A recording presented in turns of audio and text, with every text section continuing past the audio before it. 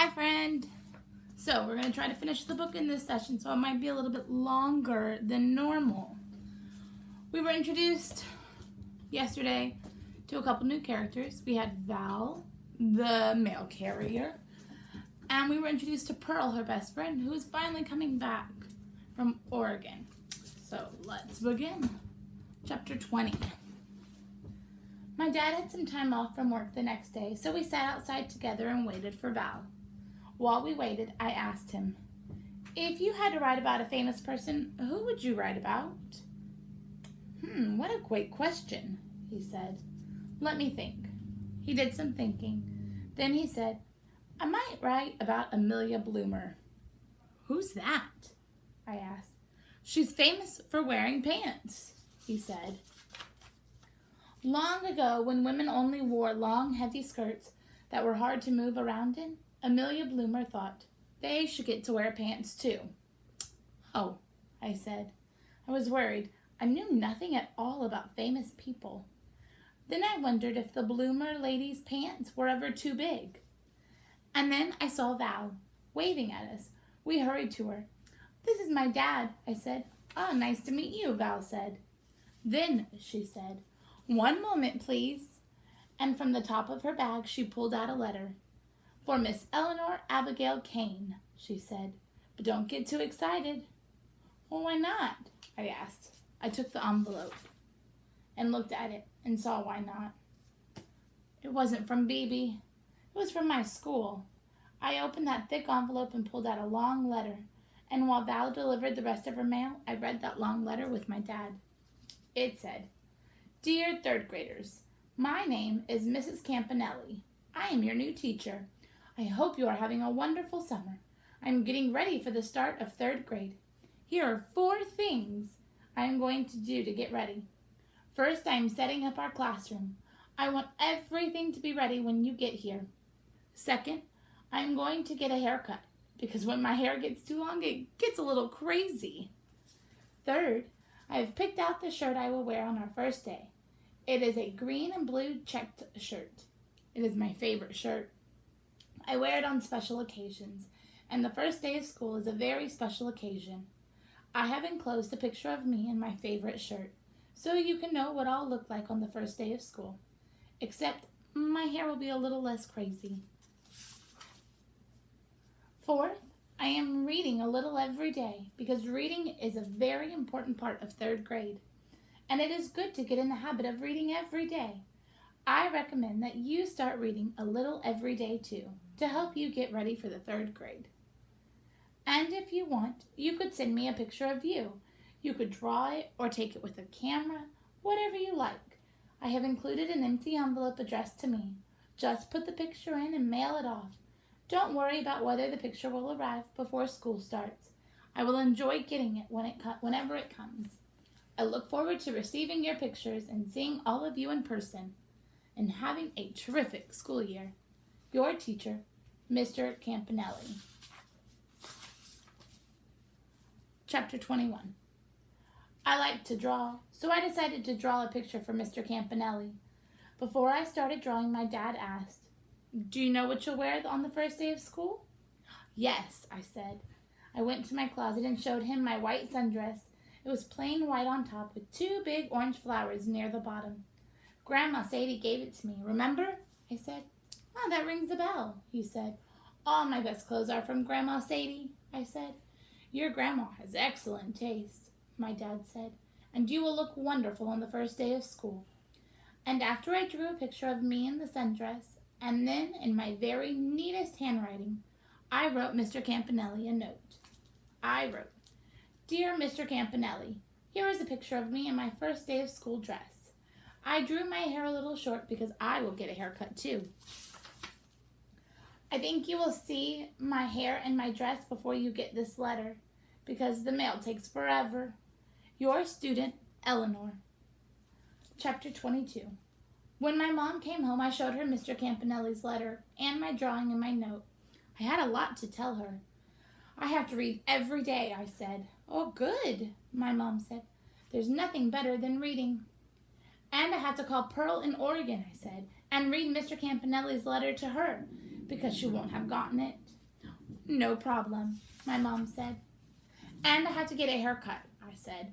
I just learned that, my mom said, from your note. It has to be a morning haircut, I said, so I'm back before the mail comes. I see, my mom said. And it has to be with Lance, I said. I like to get my hair cut by Lance. Of course, my mom said.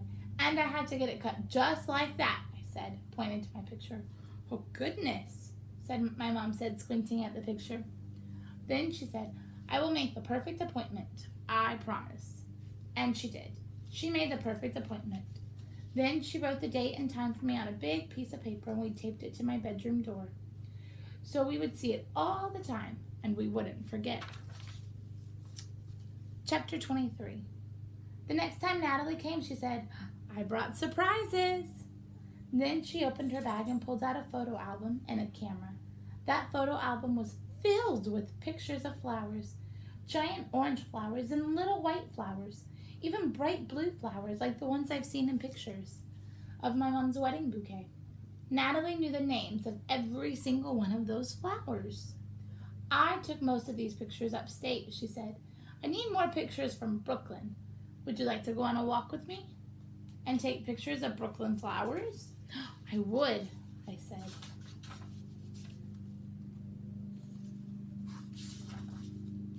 So we went on a walk and took pictures of Brooklyn flowers. I'd never noticed before how many there are in the little gardens in front of buildings just off the sidewalk. Natalie showed me how to hold the camera steady and where to put my finger and when to turn on the flash and when to turn it off. After many, many pictures, she said, it's time to head back. So we did, and right away we passed Roma Pizza. Bibi loved Roma Pizza. I started to think about the walks Bibi and I used to take and how she would hold my hand and say, this is the best hand. I love this hand. My hand, Miss Bibi. I took a deep breath and said to Natalie, I miss Bibi. Natalie stopped walking and looked at me. Of course you do, she said. Of course you miss Bibi. How long was she your babysitter? My whole life, I said. And she was your first babysitter, Natalie said. First babysitters are very special. We started walking again. Then Natalie said, I know I'm not Bibi, and I'll never be your first babysitter, but I'll try to be an excellent second babysitter. Does that sound okay? Yes, I said, and it sounded better than okay. It sounded good. Chapter 24. When the telephone rang on Wednesday in the late afternoon, I knew it was for me. Pearl, I said, and she said, I called you the second we got in. Then I heard her mom's voice in the background again. I can't really talk, Pearl said. I have to unpack and eat and take a bath. I'll pick you up tomorrow morning, I said, at 8:15 sharp, right in front of your building. Hooray, hooray, hooray, Pearl said. Then we hung up. Later, I ate too, just like Pearl, and took a bath and washed my hair, which Lance had cut just right, and put on my favorite pajamas. Then I went to my closet and took out my white sundress with the orange flowers on the bottom. I hung it on my doorknob so I would find it right away in the morning, and it wouldn't slow me down. That night, both of my parents tucked me in. Ooh, such a big day tomorrow, my dad said. Are you nervous? My mom said. I'm okay, I said. But after they dimmed the lights and left my room, I started worrying. I worried that I'd be late for Pearl, and late for school, even though I'd put out my dress. I worried that Mr. Campanelli wouldn't like me. I worried that I wouldn't get to sit near Pearl. I worried that my other friends had forgotten me. I worried that I'd forgotten all my math. I worried about tests and reports and homework. I worried about my handwriting. Oh, I worried and worried and worried, until finally I tiptoed through the dark into my parents' room and over to their bed where they were sleeping. I tapped my mom on the shoulder. I can't sleep, I whispered. She said. I thought I would have to tap her again, but then she opened her eyes a little and scooted over and lifted up the blanket for me to crawl in.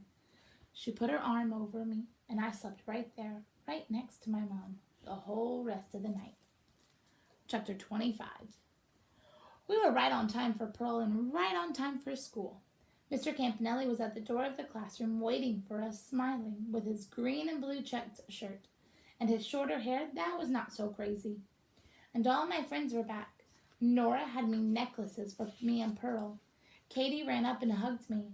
Adam gave me some gum. Let's start the day with some drawing, Mr. Campanelli said. So I sat at a table with Pearl and Katie and Nora, and we did some drawing.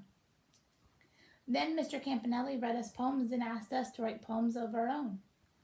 Please start your poem with the words, "Love is," he said. Think about how you know you love someone, or how you know someone loves you. And write that down.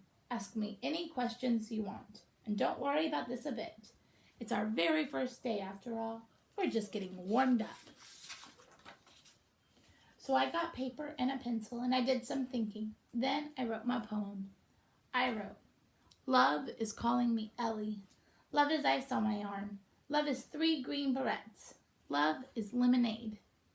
Soon Mr. Campanelli walked around the room and checked our work. "An excellent job," he said when he read my poem. "But you're making me thirsty." He didn't say anything about my handwriting, so I guess it was fine. And I thought, I might like 3rd grade. The rest of the day went very fast. Soon Natalie was there to pick me up.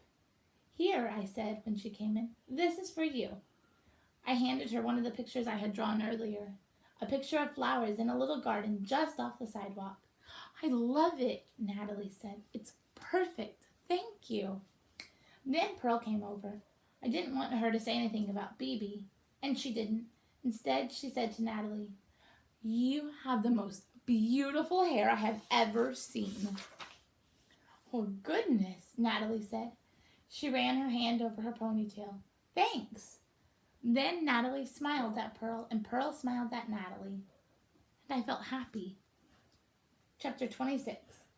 Natalie and I walked Pearl and her mom to their building. Then we headed home. And as we turned the corner, we saw Val. She saw us too, and raised her arm and waved and shouted, "Come quick, you two! Run!" So we ran all the way to Val. Chapter 27. When we reached Val, she handed me a letter to Miss Eleanor Abigail Kane. Oh, sorry, guys. From Miss B.B. Boschling. I took that letter and thanked Val and ran with Natalie all the way to my apartment. Then I wasn't sure what to do. I wanted to read B.B.'s letter by myself, but I didn't want Natalie to feel bad. Natalie must have read my mind. "Would you like to take the letter to your room?" she asked, "while I make us a snack?" I smiled at Natalie and nodded my head and went in my room and sat on my bed and read my letter from B.B. It said, "Dear Eleanor, I am sorry that your pants are too big, but I'm sure that will change soon because you are growing so fast. It is hot here in Florida. In the afternoons, my dad and I now sit on our porch and wait for the breeze. We talk about you. We talk about how smart you are and how funny you are and how sweet you are. I think of you every single day. You will always be my Ellie, and I will always be your BB, even if I am here in hot Florida, sweating, and you are far away. I miss you infinity. Oh, sorry, guys. And I love you to the moon and stars and back, and then around again. All my love, BB." I liked reading BB's letter. I read it every single day, which is good, because reading is important for 3rd grade. I think BB's words are beautiful, like the poems we're reading with Mr. Campanelli. And like Natalie's hair, I keep my letter right by my bed, so I see it when I wake up in the morning and when I go to sleep at night. BB will always be my first babysitter, my very special babysitter, and she will always be my BB, even if she is waiting for the breeze in Florida and I am very far away. The end. Whew, boys and girls, I am tired of this. I hope you enjoyed this book. Bye.